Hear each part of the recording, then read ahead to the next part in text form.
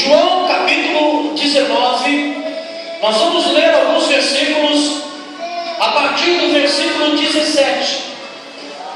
João capítulo 19, a partir do versículo 17, diz assim a palavra de Deus: E levando ele às costas a sua cruz, saiu para um lugar chamado Calvário, que em hebraico se chama Gólgota, onde o crucificaram, e com ele outros dois, um de cada lado, e Jesus no meio.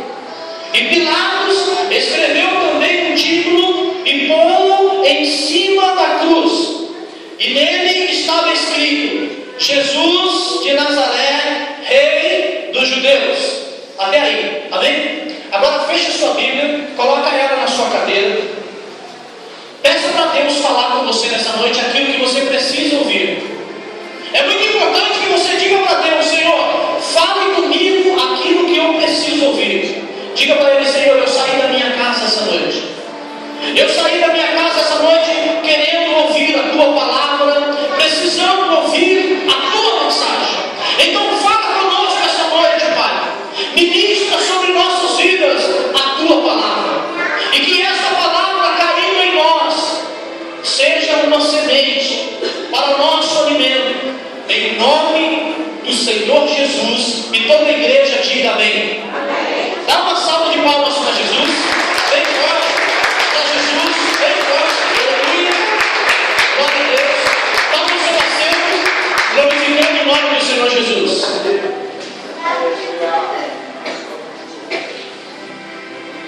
Às vezes, irmãos, às vezes nós temos uma vida ruim e não sabemos por que as coisas vão mal. Muitas vezes nós atravessamos momentos difíceis na vida e não sabemos por que a nossa vida está ruim. Eu me lembro um outro dia no trabalho, quando uma mãe virou para mim e disse assim: eu não sei o que eu faço com esse menino. Eu não sei o que eu faço com esse menino. Eu dei tudo para ele: escola, roupa, tudo que ele quer, tudo que ele precisa. Ela disse para mim assim: na minha casa não falta nada. E eu não sei o que eu faço com esse menino. E eu fico pensando, irmãos, aonde foi que essa mulher levou? Às vezes, no meio de um casal, a família, o casamento da família, a gente fica pensando: o que foi que eu fiz? Aonde foi que eu errei? Às vezes, irmãos, nós fazemos escolhas nas nossas vidas e depois perguntamos: Senhor, por que isso está acontecendo comigo? Por que isso está acontecendo na minha casa? Nessa noite, o Senhor quer abrir os nossos olhos e nos abençoar com uma palavra sacrossanta. Nesta noite, Deus quer colocar dentro do seu coração uma palavra que vai abençoar você, os seus filhos e as gerações vindouras. Quem crê, diga amém. Nesta noite, o Senhor tirou você da sua casa, porque você está aqui não apenas pela sua vontade, mas também porque a vontade de Deus impera sobre a sua vida. Nessa noite você saiu da sua casa para louvar e adorar a Deus, e também ouvir de Deus alguma coisa que vai abençoar você. É ou não é? Quem veio aqui para buscar uma bênção de Deus, diga amém. Eu também. Então nessa noite, você não vai sair daqui de mãos vazias.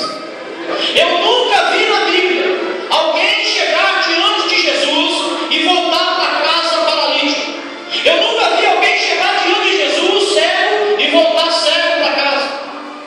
Eu nunca vi na Bíblia alguém chegar diante de Jesus mudo e voltar para casa mudo. E não vai ser você que vai voltar essa noite para sua casa do jeito que você veio. Não, você vai voltar para sua casa muito melhor do que quando você entrou por aquela porta. Quem crê, diga amém. Por quê, pastor? Porque a palavra de Deus é a verdade que sustenta as nossas vidas, amém? Amém? Preste atenção. 700 anos antes de Jesus nascer, 700 anos antes de Jesus nascer, um profeta de sangue azul disse assim, mais ou menos assim: e olhando nós para ele, nenhuma beleza vimos, homem sofrido, homem de dores, experimentado no trabalho. Ele diz assim, que verdadeiramente ele tomou sobre nós as nossas dores, as nossas enfermidades estavam sobre ele. O castigo que nos traz a paz estava sobre ele. 700 anos antes, um profeta de sangue azul, Elias, ou melhor, Isaías, o profeta Isaías, disse que Jesus seria contado entre os malfeitores. 700 anos antes de Jesus nascer, um profeta estava falando que ele seria levado ao madeiro, seria considerado maldito, mesmo não sendo. Nessa noite, eu venho aqui como profeta de Deus dizer para você que o Jesus que morreu há mais de 2000 anos atrás está aqui. Como profeta de Deus, eu quero dizer para você que esse Jesus, que 700 anos antes de nascer, Isaías disse que ele seria levado ao madeiro, está aqui nessa noite. E eu venho aqui profetizar na sua vida que esse Jesus vai te abençoar. Esse Jesus vai te abençoar, vai abençoar os seus filhos, a sua casa. Eu venho aqui como profeta de Deus dizer para você que se você for fiel a esse Jesus, a sua vida começa a mudar a partir de hoje. 700 anos antes de Jesus nascer, um homem se levantou e, ungido pelo Espírito Santo de Deus, disse que esse Jesus, o Messias, o escolhido, o Cristo, mesmo não sendo malfeitor, estaria entre os ladrões, mesmo não tendo roubado nada, estaria entre os ladrões, mesmo não tendo matado ninguém, estaria entre os homicidas, mesmo não tendo feito mal para ninguém, estaria entre os malfeitores. Esse moço chamava-se Jesus. E ainda hoje, ele sustenta o seu nome, Jesus de Nazaré, Rei dos Judeus.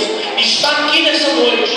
Eu amo e sinto a presença de Jesus quando pregamos a palavra de Jesus. Esse Jesus que mudou a vida de muitas pessoas no passado, ainda muda muitas vidas ainda hoje.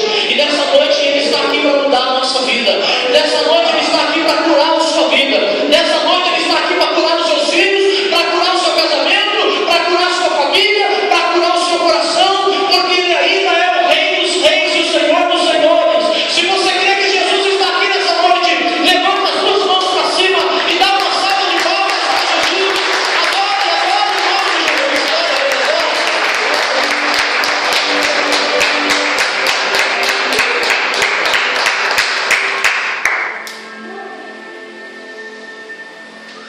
Quem esteve aqui semana passada, domingo passado,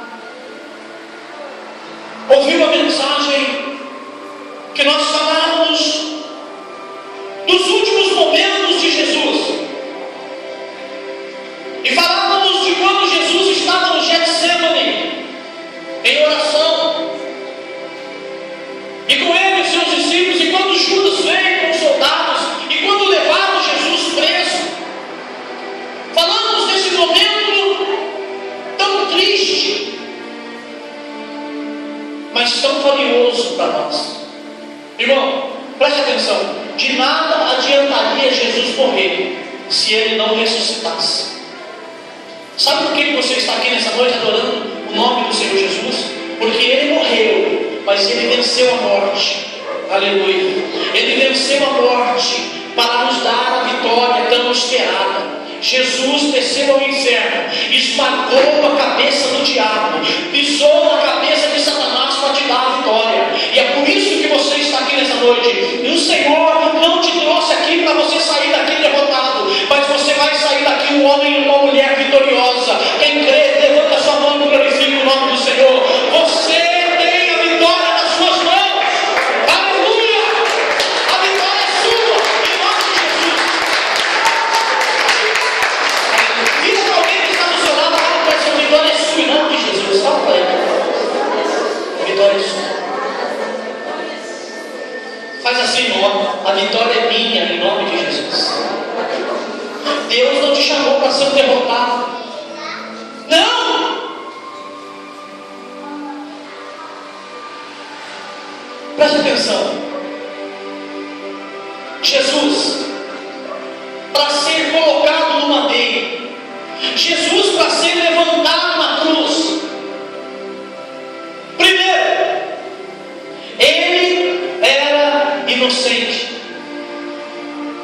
porque nele não havia pecado, nele não havia mácula. Jesus viveu e nunca pecou, nunca. Se alguém falar para você, mas ele foi homem, mas venceu o pecado. Jesus nunca pecou, nunca. Como homem, ele mostrou para nós que é possível vencer o pecado. É possível você olhar para o pecado e dizer: eu não te quero, eu não quero você, eu não quero você na minha vida, eu não quero você na minha vida. É possível vencer o pecado que Jesus viveu e nunca pecou. Mas era preciso que ele fosse levado ao Calvário, à cruz, para que nós, os pecadores, alcançássemos o perdão. Para que você fosse dado como inocente, ou melhor, como inocente, um outro inocente tinha que morrer no seu lugar. Mas o inocente verdadeiro. Então prenderam Jesus.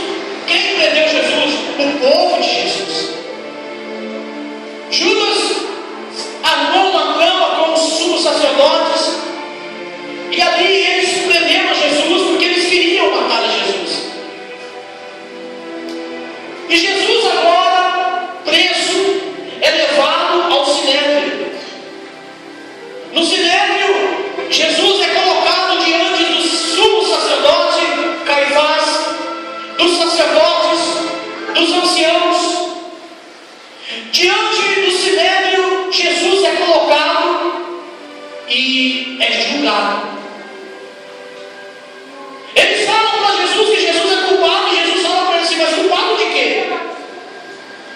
Você blasfemou contra Deus. Jesus falou para eles assim: mas eu estive sempre no meio de vocês. Agora você vem falar isso para mim? Eu sempre estive no meio de vocês. E eles arrumaram algumas testemunhas. Isso que eu estou falando para você é bíblico. Eles arrumaram algumas testemunhas para depor contra Jesus, testemunhas falsas. E essas testemunhas não sustentavam suas palavras. Vendo então, isso está registrado em Marcos capítulo 14. Vendo então que Jesus era inocente nesse primeiro julgamento, o sacerdote então armava um outro julgamento para Jesus. Eu vou provar para você que Jesus era inocente. Amém? No primeiro julgamento, no sinédrio, Jesus é dado como inocente. Não havia nada que o condenasse. Então, em Marcos, já no capítulo 15, os sacerdotes levam Jesus até Pilatos. Eles tentam fazer com que Pilatos condene Jesus. Então a Bíblia diz que Pilatos leva Jesus até uma sala e começa a interrogar a Jesus, e diz para Jesus: tu és rei? Jesus fala para ele assim: meu rei não é desse mundo, porque se fosse desse mundo, os meus servidores, os meus fiéis viriam me tirar daqui. O meu rei não é desse mundo. Pilatos olha para Jesus e fala assim: então você é rei? E Jesus fala para ele assim: você que está dizendo. E Pilatos interroga Jesus, e ele não vê nenhuma culpa em Jesus. Pilatos então vai diante do povo e diz para o povo: ele é inocente, eu não vejo nele culpa alguma. E Pilatos, querendo se safar,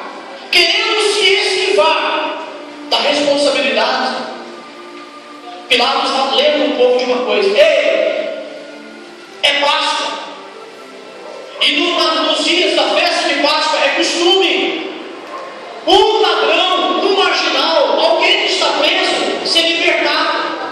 Escolhem quem vocês querem que liberte. Eu posso soltar esse judeu aqui que não fez nada? Não, ele não. Solte o Barrabás, mas ele crucifica.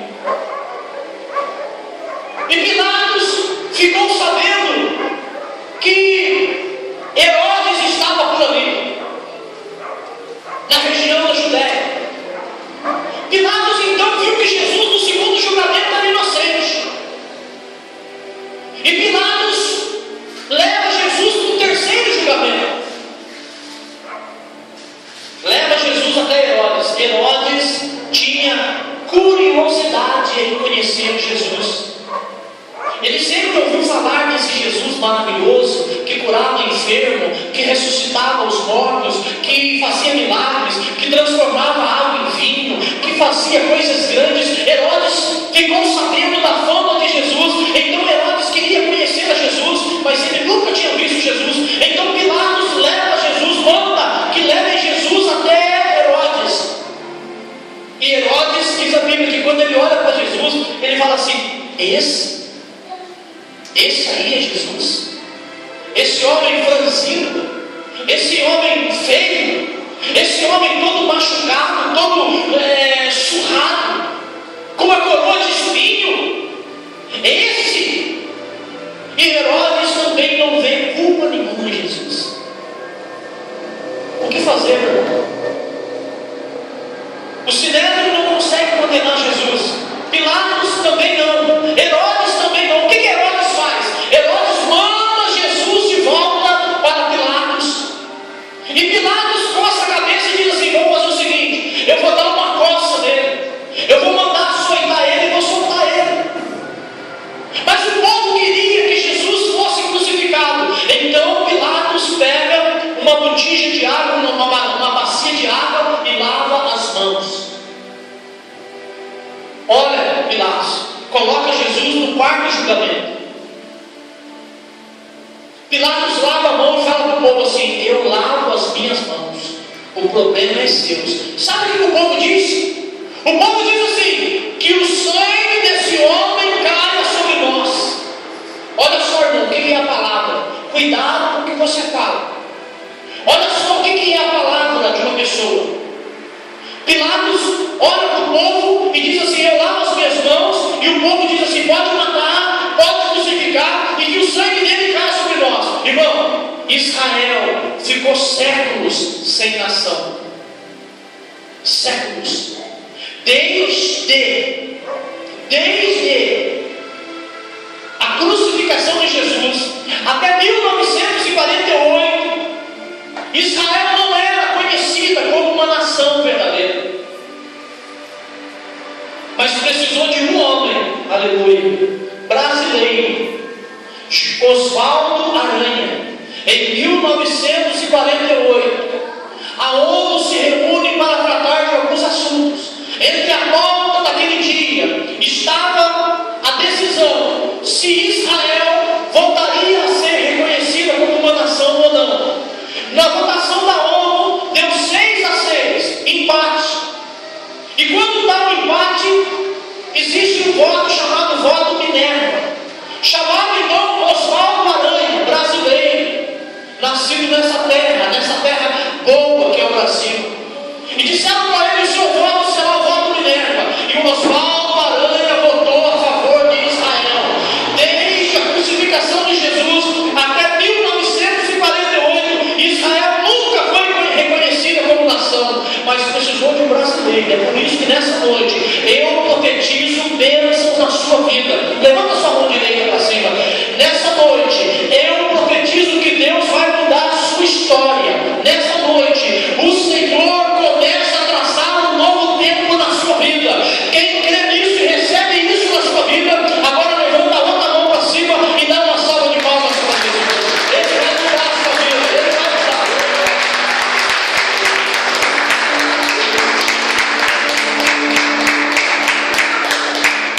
Presta atenção.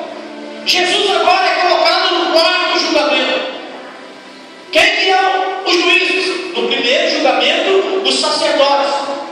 os anciãos, Caifás, o sumo sacerdote, eram os juízes tentando acusar a Jesus, eram as pessoas querendo matar a Jesus, não conseguiram. No segundo julgamento, Pilatos também não consegue ver culpa em Jesus, mandam ele no terceiro julgamento, Herodes também não vê culpa em Jesus, voltam ele para Pilatos, Pilatos lava as mãos e o povo mata, crucifica Jesus. Você está me entendendo, irmão? Jesus era inocente, nele não havia culpa nenhuma. Se você está aqui nessa noite, é porque Jesus foi elevado no madeiro, Jesus foi levantado na cruz para que você estivesse hoje aqui nessa noite. Jesus estava lá, pendurado naquela cruz, para dar a você uma vitória que você mesmo nem sabe, mas que já está vindo em direção à sua casa. Aleluia. Há uma vitória de Deus vindo em direção a essa igreja, há uma vitória de Deus sendo levantada lá no céu para nossas vidas. O povo disse: condena, mata ele, crucifica. Preste atenção, os judeus que crucificaram Jesus eram tão sagazes, os judeus que condenaram Jesus eram tão sagazes, que eles disseram assim: nós não podemos matá-lo, porque a morte, de acordo com a lei de Moisés, os judeus matavam pelo apedrejamento. Você sabia disso? Essa era a morte que os judeus, quando acharam Maria de Magdala em pecado, eles pegaram todos eles pedra para matá-la apedrejada. E Jesus estava ali, perguntaram para Jesus: essa mulher foi pega em adultério, a lei de Moisés manda apedrejar. O Senhor, o que o Senhor diz? E Jesus falou assim: eu não falo nada, se a lei manda, faça. Então eles ficam todos alegres, mas Jesus fala: mas o seguinte, deixa eu falar uma coisa antes, aquele que não tiver nenhum pecado, que atire a primeira pedra. Eles foram jogando a pedra no chão e indo embora. Sabe, irmãos, o que eu aprendo aqui? Que todos aqueles que atiraram pedra, ou que querem atirar pedra contra a sua casa, contra a sua família, contra a sua vida, contra os seus filhos, contra o seu casamento, contra o seu trabalho, terão que se ver com Jesus. Terão que se ver com Jesus. Porque Jesus é aquele que nos defende, aleluia. Jesus é aquele que tomou as nossas dores. Agora Jesus vai ser morto. Os judeus matavam por apedrejamento, mas os romanos matavam por crucificação. Era a morte típica romana. Em 70 anos que Roma dominava, eles haviam crucificado muitas pessoas. E agora chegou a vez de Jesus ser morto. Pela condenação do Israel, mesmo sendo inocente, na morte de cruz, que era uma morte romana. Veja bem, eu li para você um texto que diz que Jesus levou a sua cruz, que na verdade não era dele, era minha, era sua. Estava preso naquele dia 3 assaltantes, 3 homens de grande periculosidade, 3 homens perigosos: Dimas, Gestas e Barrabás. Dias antes da crucificação, o marceneiro pegava as suas ferramentas. Antes ele ia até o calabouço, a prisão, e fazia o condenado abrir os braços, e ele tirava medidas da pessoa. Ele anotava a medida, ele anotou a medida de Dimas, anotou a medida de Gesta e anotou a medida de Barrabás. E esse marceneiro confeccionou 3 cruzes. Mas Jesus agora é condenado e Barrabás libertado. Não dava tempo para fazer uma cruz para Jesus. Então o que eles fazem? Vão crucificar Jesus Então Jesus pega e põe nas costas uma cruz que não era dele, era de Barrabás, era minha, era sua. E diz a Bíblia, eu li para você, está escrito assim: e levando ele às costas a sua cruz, saiu para um lugar chamado Calvário, que em hebraico se chama Gólgota, onde o crucificaram e com ele, ou os dois, um de cada lado, um de um lado e o outro do outro, e Jesus no meio. E Pilatos escreveu também um título e pôs em cima da cruz, e nele estava escrito: Jesus de Nazaré, Rei dos Judeus. Escuta o que eu vou te falar agora. Todas as vezes que o criminoso era morto por morte de cruz, era de praxe escrever numa tábua qual era o motivo da morte daquele homem, daquela pessoa. Essa tábua, ela tinha um tamanho de cerca de 60 centímetros de comprimento, por uns 40 de largura, e ela tinha 3 furos. Então era costume, quando Pilatos condenava, porque Pilatos era o governador daquela região, eles confeccionavam uma placa, faziam 3 furos nela, um no meio, 2 nas laterais, e ali Pilatos escrevia qual era o motivo da morte. Quem está me entendendo, diga amém. Então, no caso de Dimas, o que foi que Pilatos escreveu? Assaltante, malfeitor, homicida.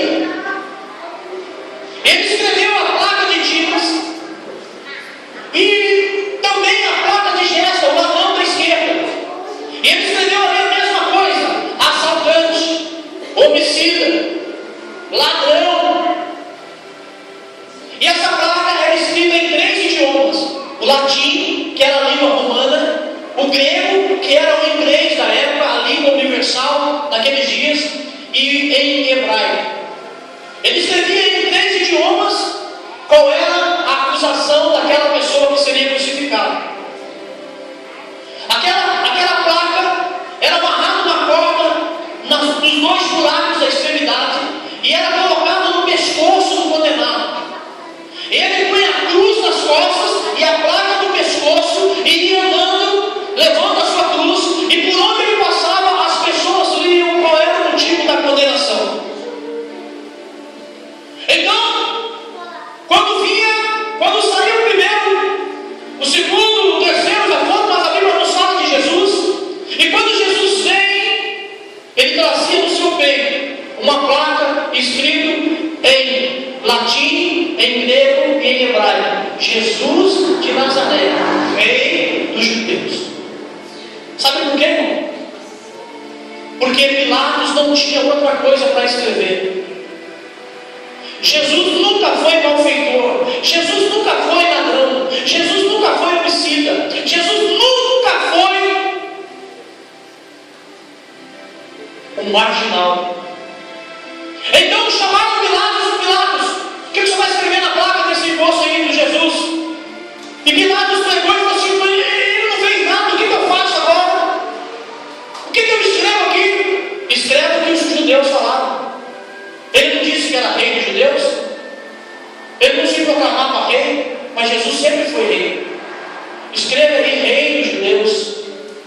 Jesus de Nazaré. E ele escreveu: Jesus de Nazaré, Rei dos Judeus. Jesus vai e é pregado na cruz.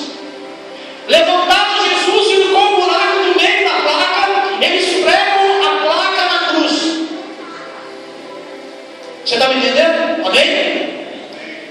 Lá em cima da cabeça de Jesus estava a placa com a condenação de Jesus: Jesus de Nazaré, Rei dos Judeus, em 3 línguas.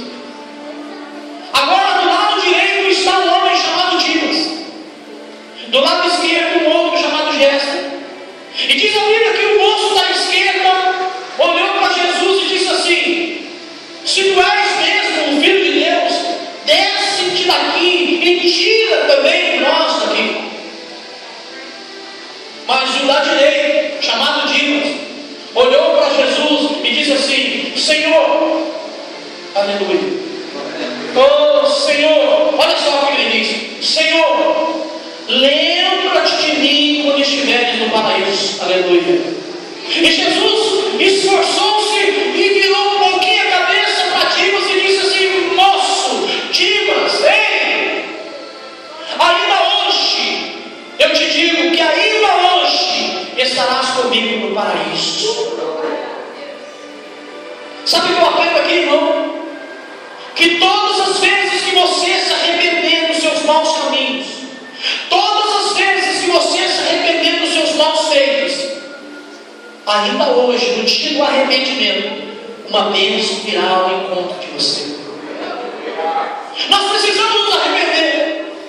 Por quê, irmão? Porque cada um de você, veja bem, Jesus fala assim: aquele que quer me seguir, pegue a sua. Aquele que quer me seguir, pegue a sua cruz e siga. Não é isso que está na Bíblia? Então todos nós carregamos uma cruz. Todos nós carregamos uma cruz que será deixada de lado quando Jesus voltar. Mas você carrega uma cruz. Só que você não viu, você não prestou atenção que você carregando a cruz, você também carrega uma placa. Dimas estava escrito na placa dele, ladrão. Jéssica estava escrito na placa dele também, ladrão, malfeitor. Mas naquele momento Dimas não olha para a placa dele, ele olha para a placa de Jesus. Jesus, rei, rei dos judeus, rei, Jesus, rei, ele é o rei. Irmão, sabe o que eu vim pregar para você nesta noite? Que você pode mudar a placa que o diabo quer colocar na sua vida. Porque lá fora muitas pessoas carregam a placa viciado, muitas pessoas carregam a placa prostituta, muitas pessoas lá fora carregam a placa fornicadores, muitas pessoas carregam a placa lá fora dos vícios que elas levam na vida, que é o que vai condená-las. Mas você tem a oportunidade nesta noite de colocar na placa da sua vida que você pertence a Jesus de Nazaré, rei dos judeus, que está aqui nessa noite para mudar a história da sua vida. Se você crê nisso, glorifique o nome do Senhor nessa noite, porque Ele vai mudar a nossa história. Aleluia! Você saiu da sua casa, e quando a gente sai de casa, o diabo quer colocar uma placa na nossa vida: falido. Quando você sai da sua casa, o diabo quer colocar uma placa no seu peito, assim, escrito assim: falido. O seu casamento faliu, acabou. Os seus filhos, estão todos perdidos. O diabo quer colocar uma placa no nosso peito. Mas não adianta. Sabe por quê? Porque você não olha para a placa que o diabo quer te colocar, mas você olha para a placa que Jesus te levou. E a placa de Jesus está dizendo que Ele é o nosso Rei, Ele é o nosso Senhor. Ele nos justifica de todo pecado, Ele nos purifica de todo erro. Jesus salvou a mim e a você para mudar a sua história. Você pode sair daqui hoje levando uma placa de falido, ou levando no seu peito Jesus de Nazaré, Rei de Deus. Quem que sair daqui levando Jesus de Nazaré, Rei dos judeus? Fique de pé. Eu gostaria que você olhasse para a sua vida agora. Qual é a placa que você tem carregado? Qual é a placa que você tem carregado? Qual é a placa que você tem ostentado no seu peito? Pecador? Homicida? Ladrão? Prostituta? Fornicador? A Bíblia cita 370 classes de pecado. É muito pecado. Mas a Bíblia também cita 8.000 promessas de bênçãos. Nessa noite, você vai sair daqui levando no seu peito que você é filho de Jesus de Nazaré, o Rei dos judeus. Amém? Curve a sua cabeça. Feche os teus olhos. Jesus sofreu por causa de você. E você acha que o diabo vai destruir a sua vida? Jesus morreu por causa dos seus filhos. Jesus foi levado na cruz do Calvário por causa da igreja, de nós.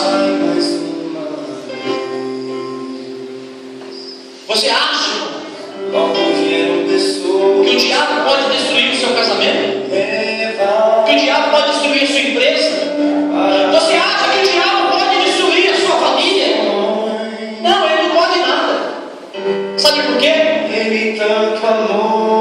Porque ele é o rei dos reis e Senhor dos senhores. Está aqui nessa noite. Aquela cruz era minha, era sua. Nessa noite você pode fechar os seus olhos. Nessa noite você pode falar para ele: obrigado, meu Jesus. Porque agora eu sei que a minha vida tem salvação. Diga para ele: obrigado, Jesus. Porque agora eu sei que o meu trabalho, os meus filhos, a minha casa, a minha família tem salvação. Olhe para dentro de você.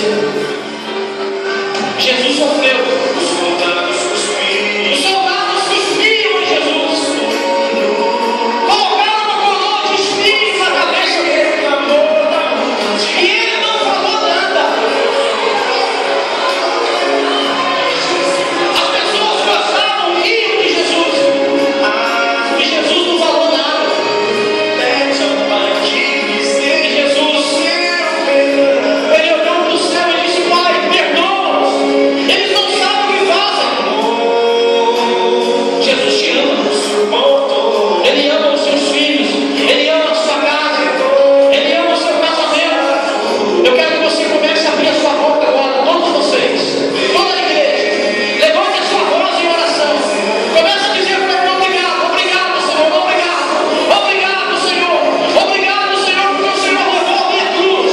O Senhor me deu vitória. Se você quer vitória na sua vida, levante a sua voz agora. Comece a glorificar o nome do Senhor. Mais alto, mais alto. Diga para ele: Senhor, Senhor, muito obrigado, muito obrigado. Jesus, ele está aqui nessa noite. Adore. Diga para ele: Jesus, muito obrigado.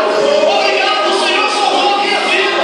Obrigado. Se tem alguém aqui nessa noite que crê nessa palavra, se tem alguém aqui que recebe a vitória, levante as suas mãos para cima agora.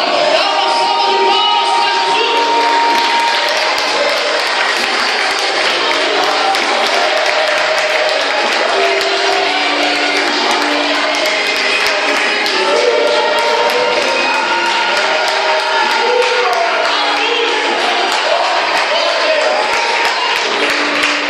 Vira para alguém que está perto de você e diga assim: a vitória é sua em nome de Jesus. Amém? Amém, irmão? A vitória é sua em nome de Jesus. Amém? Agora eu quero que toda a igreja grite em voz alta. Eu vou falar 1, 2, 3. Quando eu falar 3, você vai gritar: a vitória é minha em nome de Jesus. Amém, irmão? Amém, igreja? Amém? Eu vou falar no 3, hein? 1, 2, 3. Dá mais uma salva de palmas para ele.